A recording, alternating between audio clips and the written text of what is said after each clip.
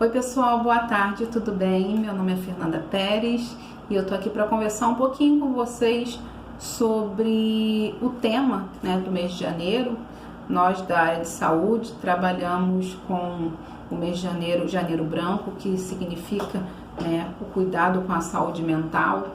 E eu acho muito interessante esse movimento porque é um movimento para que a gente possa refletir diante desse cuidado com a saúde mental, desmistificar um pouquinho, acredito que isso já vem acontecendo ao longo dos anos, ao longo dos tempos, que o cuidado com a saúde mental é só para quem tem transtornos ou só para quem é louco, ainda mesmo com isso sendo desconfigurado, tem sido desconfigurado um pouco, as pessoas não estão mais ligando o cuidado com a saúde mental à loucura, mas ainda existe sim muito esse preconceito.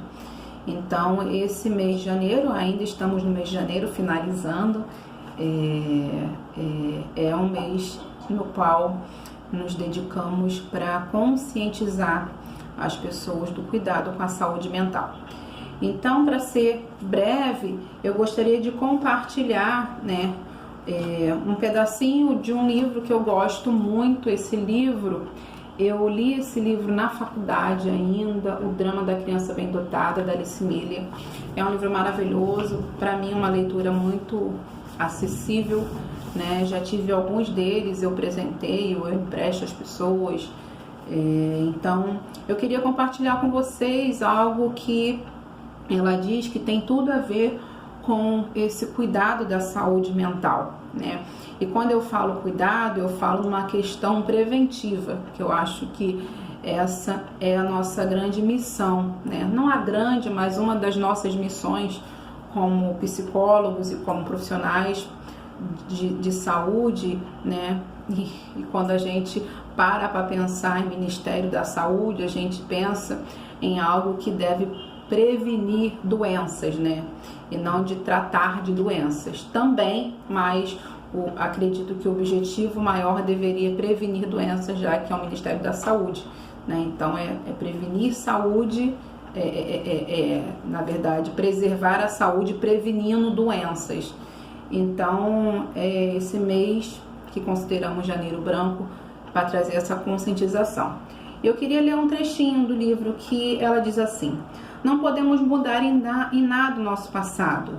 Não podemos desfazer os males que nos foram imputados na infância. Mas podemos nos mudar, consertar, reconquistar nossa integridade perdida. Isso é possível à medida que decidimos observar mais de perto o conhecimento sobre o passado arquivado em nosso corpo e colocá-lo mais perto da nossa consciência. Certamente é um caminho desconfortável, mas é o único que nos oferece a possibilidade de finalmente deixar a invisível, entre parênteses, e ao mesmo tempo cruel, fecha parênteses, prisão da infância, nos transformando de vítimas inconscientes do passado em pessoas responsáveis que são cientes de sua história e com isso capazes de conviver com ela. É bem interessante esse trecho porque eu gosto muito desse livro, porque ele fala exatamente do que temos vivido hoje, Eu particularmente, como psicóloga, vejo isso o tempo todo, conversando com pessoas na minha prática profissional, em que as pessoas elas carregam doenças, carregam questões físicas, e hoje isso é muito falado, de doenças psicossomáticas que aparecem de forma inexplicável, aparentemente, mas que na verdade são questões que não são trabalhadas simplesmente, não sei se eu posso falar simplesmente, mas pelo fato de não termos consciência daquilo que carregamos no nosso corpo, E o que carregamos no nosso corpo são histórias, O que ela fala aqui são histórias do nosso passado, da nossa construção, da nossa formação, né? São crenças, aquilo que acreditamos, crenças são verdades absolutas, e essas verdades nós acabamos generalizando ela para todas as esferas da nossa vida. Isso nos impede de olhar para nós mesmos como indivíduos, que somos pessoas únicas, que temos uma história, que somos personalizados, né, e subjetivos. Então, muitas vezes não nos permitimos nos conhecer e conhecer nossas histórias, nossa história, né, pelo fato de acreditar que isso vai trazer muita dor e que isso vai dar muito trabalho, que isso vai ter que mexer nisso, vai ter que tirar aquilo.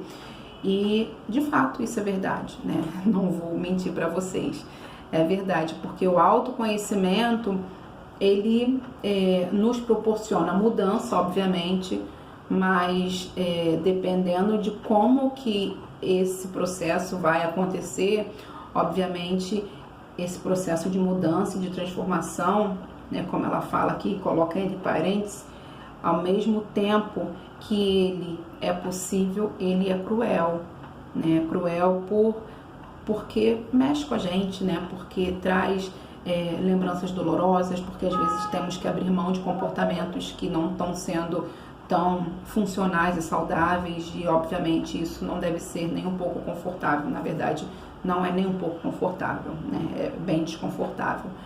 Mas a minha reflexão hoje é que buscamos, né, que possamos buscar essa liberdade de nos autoconhecer, né, de nos conhecer, de nos proporcionarmos esse autoconhecimento, porque acredito que, como ela falou aqui no final,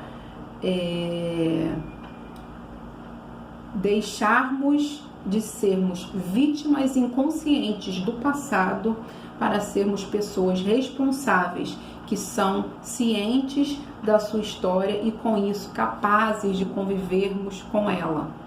E eu posso te dizer que somos capazes de conviver com a nossa história, com o nosso passado de forma saudável, se aprendermos a lidar com ela, mas em primeiro lugar se conhecermos essa história.